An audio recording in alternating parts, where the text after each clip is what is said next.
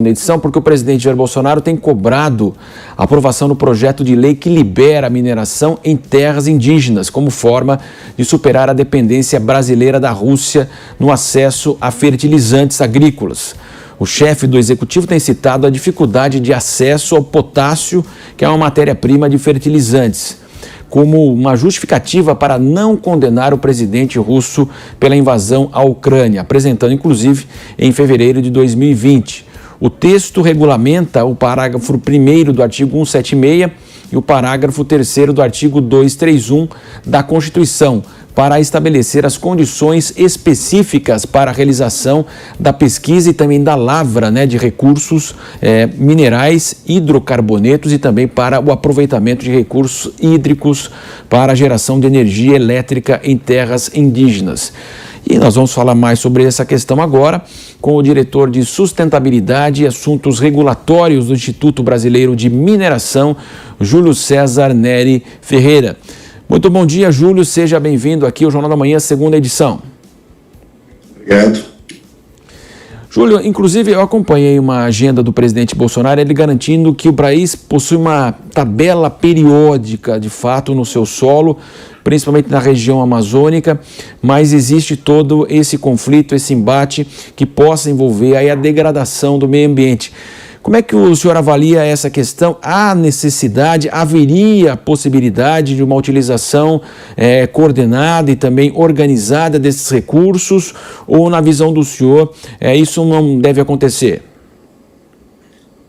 Olha, essa questão da terra indígena, da mineração em terra indígena, o IBRAM tem até um posicionamento sobre isso, onde a gente preconiza um respeito absoluto à vontade do indígena. Então, qualquer ação desse tipo teria que ser autorizada pelos indígenas.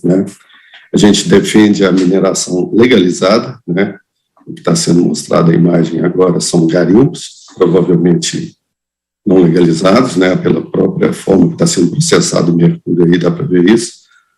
Mas o que a gente defende é que esse projeto que está no Congresso seja apreciado pelo Congresso, e então a gente possa prosseguir com esse assunto. Hoje é um assunto que o governo tem dado importância a ele para regulamentar esse artigo da Constituição, mas é um assunto que a gente deixa para o Congresso. Então, hoje, nós concentramos nossa ação e os nossos trabalhos onde é permitida a mineração legalizada, ou seja, ainda fora dos territórios indígenas.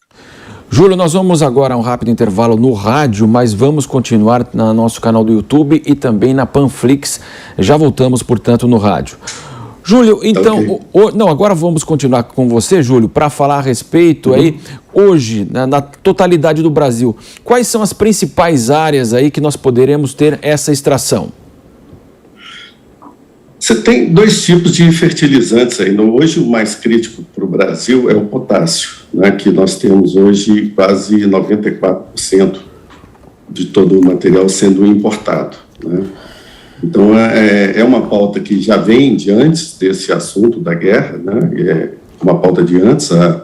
Nós tivemos, no ano passado, a participação num evento do próprio governo, da Secretaria de Assuntos Estratégicos, onde foi discutido aí o Plano Nacional de Fertilizantes. Esse plano é que a gente gostaria de conhecer, e nós propusemos em nota que fosse, assim, discutido, com o setor produtivo, com diferentes níveis de governo estadual, federal, e outras organizações do setor, para que a gente pudesse ir em frente. O assunto fertilizantes é importante, não só nesse momento. A dependência externa do potássio é muito grande, e isso que a gente gostaria de reduzir. Existem dois tipos de fosfato. Um seria para o processamento químico, do fertilizante químico, que é esse que a gente está se referindo agora, e um outro que é de uso direto no solo, que a gente chama de rochagem, onde você tem principalmente minerações a céu aberto, mais regionalizadas, e isso você tem boas reservas aqui em Minas Gerais, em outros estados como Tocantins, por exemplo. E esse tipo de rocha tem teor alto de potássio, e ele pode ser simplesmente britado, moído e aplicado no solo. Tem aí só uma desvantagem, que ele tem um tempo de absorção menor pelas plantas, mas ele permanece no solo por mais tempo. E tem uma vantagem, que tem um custo mais barato, né? Então, esse tipo de potássio, a gente defende também que a Embrapa continue com as pesquisas para a aplicação desse tipo de produto. Então, nós temos esses dois tipos de mineração. Temos uma mina só produzindo potássio para uso químico, né, para desenvolvimento de fertilizante químico, e um outro grande projeto, né, que está em andamento. Júlio, inclusive o presidente recebeu muitas críticas aí por citar justamente essa questão toda hora dos fertilizantes, essa dependência. Eu queria que o senhor explicasse, de fato, hoje a agricultura, ela não vive mesmo sem fertilizante? Não, é muito difícil você ter, né, o nível de produtividade que é exigido na agricultura. Quando a gente está falando desse tipo, é o agronegócio, agricultura em larga escala, né, esse depende do fertilizante químico. Então, ele depende muito dos fertilizantes nitrogenados, do fosfato, do potássio, né, e para se ter, assim, maior produtividade. O Brasil é um grande produtor de grãos no mundo, por causa da produtividade que ele consegue obter. E essa correção no solo, seja para o fertilizante ou mesmo correção do nível de acidez dos solos via calcários, né, ela é extremamente importante para a manutenção dessa produtividade.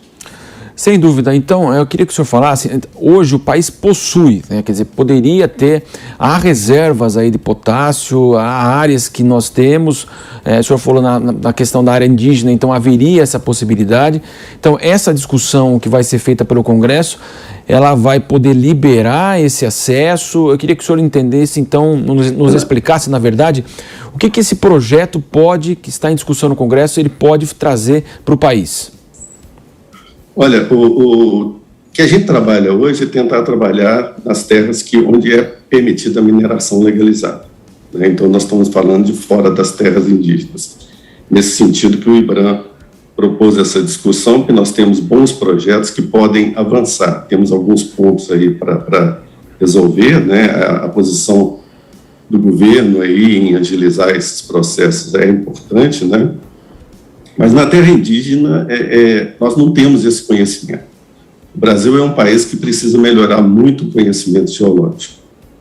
E hoje nós temos menos de 30% do território nacional mapeado numa escala que seja adequada para o trabalho de mineração. Isso eu estou falando aí da faixa dos estados mais litorâneos e Minas Gerais.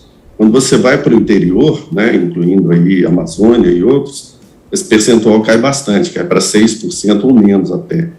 Então, há uma necessidade muito grande, porque nessas terras não é permitida a pesquisa, né? Então, nós não temos esse conhecimento do tipo de minério que existe lá, né? A gente sabe dos indícios, sabemos dos trabalhos que existem anteriores aí a isso, né? Mas teria que ser feita uma grande pesquisa, teria que se começar por uma pesquisa, né?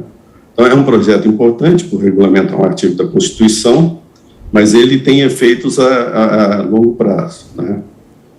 E hoje o nosso trabalho é principalmente nessas áreas onde você tem a mineração legalizada, né? Temos projetos que podem avançar nesse sentido.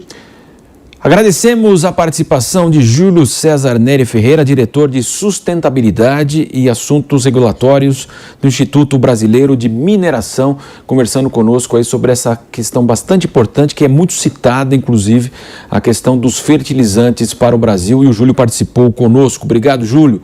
Vamos dar prosseguimento, portanto.